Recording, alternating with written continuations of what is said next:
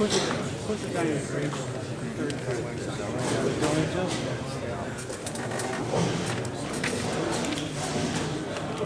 We'll find out shortly.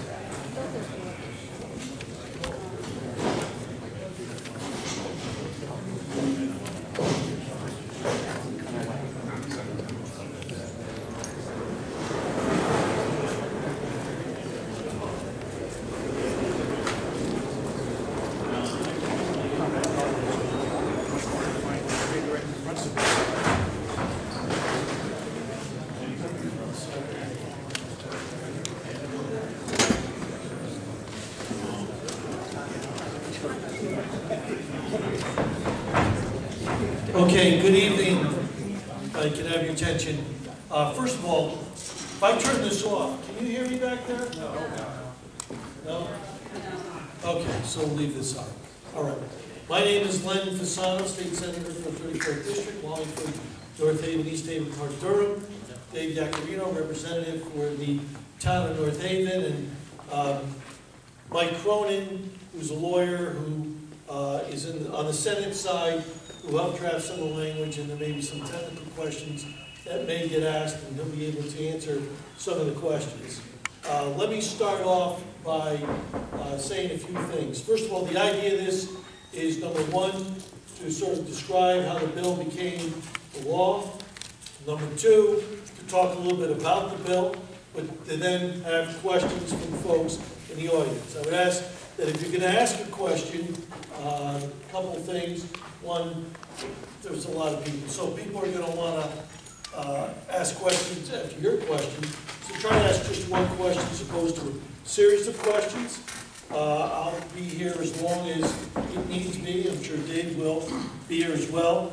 Also, there's something called frequently asked questions, which Chris Fletcher, just raise your hand for a second. He has these over there. Please feel free to grab these frequently asked questions. There's some of the questions that folks are asking about the new bill. Take your time. I'll wait till you kind of grab those. Yeah. If we don't have enough, please see Chris Fletcher. We'll get more. What comes around goes around sooner or later. Yes, you're smiling now, but you're gonna cry later.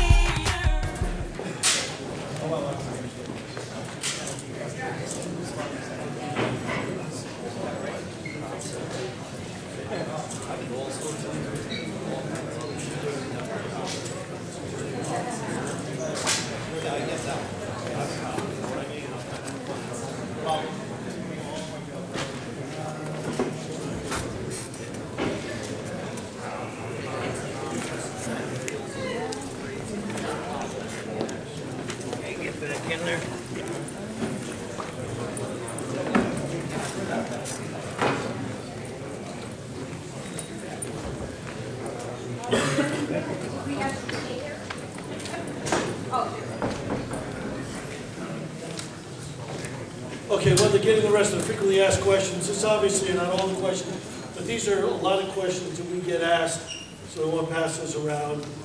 Please feel free to look at it now or at your leisure. Let's sort of start by indicating that,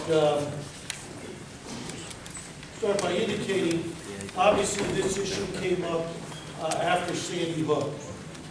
Bills had been floating around the House and the Senate for a bunch of years prior to this, doing a whole bunch of things, but basically Sandy Hook did bring everything to the pinnacle up at the Capitol.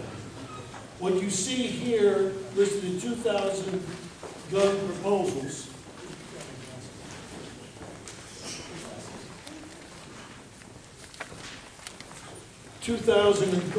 gun proposals. These were some of the proposals that were submitted that are not in the bill, but I just want to show you some of the proposals that were submitted. Age restriction on gun use, registry of every single gun that you have getting a permit for every single gun that you have, the inability to buy a certain number of guns over a certain period of time, which is this one, and the list goes on and on and on, taking away magazines, taking away assault weapons. These are only a sample of the number of bills. If you look at it, SB stands for Senate Bill, and HB stands for House Bill. These are a number of bills that were submitted that didn't necessarily make their way into the gun legislation. But this is what a large majority of the folks in the Capitol wanted to do in terms of restricting a lot of gun rights. A 20% tax, 20 to 50% tax on your ammunition, the inability to defend yourself in a home. There's a whole slew of different bills that came out. It seemed abundantly clear that most, if not all, of this legislation was going to pass, at least I'm talking about the Senate, perhaps the House. It seemed abundantly clear that a lot of these bills were going to get passed, which would be a significant restriction. So the idea became, well, look, if you're going to pass all this, would you be willing to sit down and try to negotiate something less? That's how the conversations began. And the arguments went back and forth. What do you mean by less? Public hearings began. While those public hearings were going on, these issues were on the table. We put in the bill, pushed back by many of us to say, no, this is too restrictive. The last bill that you might have heard of that came up was 1076. I know a lot of you got letters on 1076. And some folks might have gotten confused in thinking that the bill that was passed was actually 1076. That wasn't the bill that was passed. For instance, I got an email from an individual who said, well, you taxed ammunition, you're making me register every single gun that I own. And I said, no, we didn't do that. He said, well, that's what 1076 does. Well, that isn't the bill that was passed. The bill that was passed was 1160. So just as a few examples, in 1076 there was a very broad definition of assault weapons, and that they would take possession of them after July 1st. That's not in this bill, because that's one of the things that were negotiated out. Require you to register every year the gun that you own with the state and pay a registration fee every year. That was in 1076. That was taken out of the bill. Limit on the ability to purchase one or more guns per month. That was in 1076. That was taken out of the bill. Create basically your handgun permit for rifles. That was taken out of the bill. Less stringent long gun eligibility certificate that does not have the local police department's discretionary authority.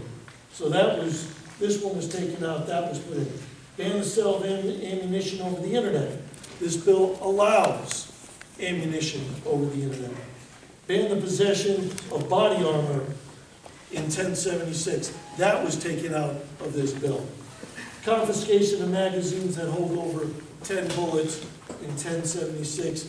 That was taken out of that. So while negotiations were going on with respect to all those items, and there were a lot more. I think there were like 48 to 60 bills that were restrictive. It's like 76. How many? 76 or 77. 76 or 77 restrictions. Most of those were negotiated out. They tried to put them back in Bill 1076.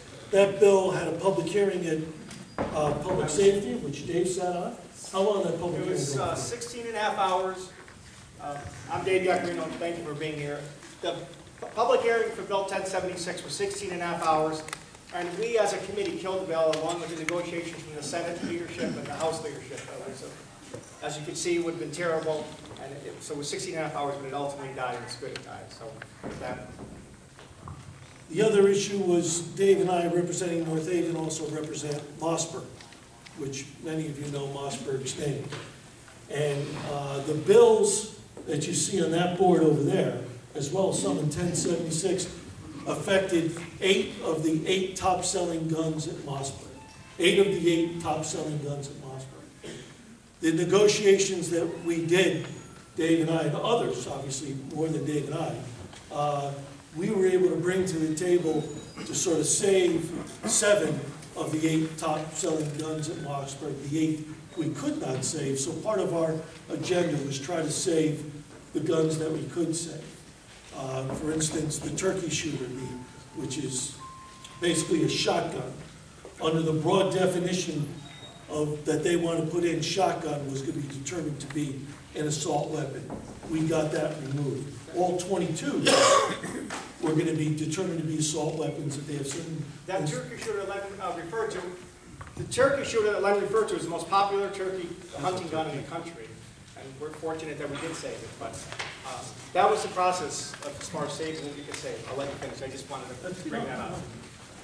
And the 22s are all exempt. If it's a 22 before, it looked like an assault-style weapon, you had to have it banned. But that was removed too, once again, for hunting purposes.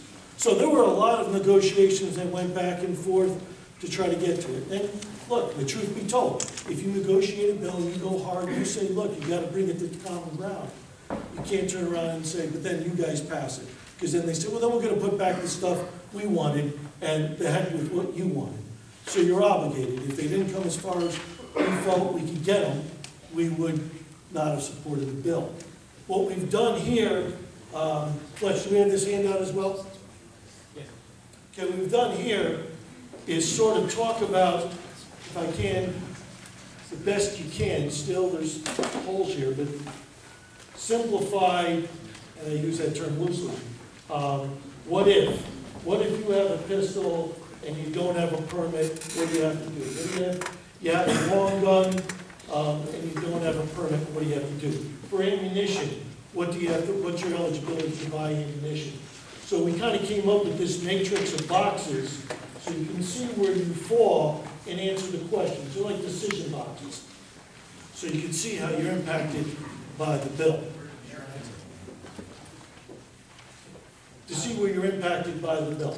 So as I said, for a bill to come out, Dave and I supported the bill to come out well. But when it came out, we saw what they were going to do in 2013 with these, only a fraction of the 76 proposals. We saw what was coming out with 1076. We could count votes at the Capitol. We knew what was going to happen.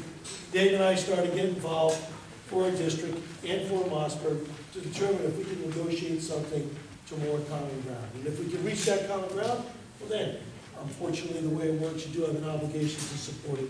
If not, they get to put back everything that we asked them to remove. We're not here to preach. We're not here to say that we expect everyone to say, you know, our districts are split. Some people say thank you, other people are upset, and we get that. We know people are upset. We get that. We understand that. But based upon what we had, where we came from, and how we had acted, knowing that we could go to bills which are a lot worse, that's what we did. Not even defend our position, just say what it is and how we got there. I know there's been a lot of confusion because I get the emails from folks who get emails. Is there going to be a fix to the bill? I can't guarantee there's going to be a fix to the bill, but I will guarantee we're having conversations about fixing some of the holes that are in the bill to make it better. Does that happen? Yeah, that happens all the time. Now, with this, may I add, there are other parts to this. There is a school safety part that came with this. There's part of a mental health issue that came with this. There's a lot more we have to do on mental health. A lot more we have to do on mental health. And there's a task force set up to look at it because there's a lot of federal rules and laws that have to be looked at. If you change something, do you lose federal funding or do you not lose federal funding? Can you require A and B without running afoul of insurance rules and things like that? Extraordinarily complicated. So we have to look at these. As far as the mental health, the complicated part is finally the insurance companies realize and recognize they will start paying for part of the diagnosis. And that's going to take a process because for years they didn't want to pay for diagnosis. And that's the hardest part of it. The mental health part of the bill is the most difficult because like Glenn said, you have HIPAA, you have federal, and you have state laws and regulations. But with the task force and working with the state Department of Education, with local schools, it's not mandated, but suggested to follow the guidelines and with training, within a year we'll have more results with that. But I just want to add, I would like to add the Early release was ended through this, and early release was a program that was passed 2 years ago by the majority party. And somebody could earn good time for going to school, or not even going to school in jail, if the class is offered, and they sign up for it, and the class is canceled, they still get the time. And a man murdered somebody last summer, about almost a year ago, was let out at 42 to 44% of his time served. He murdered a store clerk. Now you have to serve 85% of the time, and then you apply for parole. So that was a big part of the bill also, the ending the early release program. The gun trafficking task force, first time it's going to be funded in almost 20 years. It's $1 million to be spent on that, and I think it's something that's going to work well. Straw sellers now are somebody that sell illegally. A legal person is somebody that's illegal. And that'll be minimum 3 years in jail with a maximum $10,000 fine, I believe. 3 to 5 years in jail. So those are parts of the bill also. Finally, and then we're going to open up the folks. The microphone's right here at center court, so please come and use the microphone. You know, one of the major criteria was making sure people can have what they continue to have. You don't lose what you have, number one. Number two, that in your house you could have the protection that you have bought today for college. So if you've got a 30-round clip in your, or 19-round Glock, and you have those rounds in your gun, that can be fully loaded at home or in your business to protect yourself at home and in your business. That was protected. You have an AR, you can still have it. You have high-capacity magazines, you can still have it. You want to take a gun like with more than 10 rounds to your store, to your place of business to protect yourself, you can. You want to bring it to a shooting range, you can.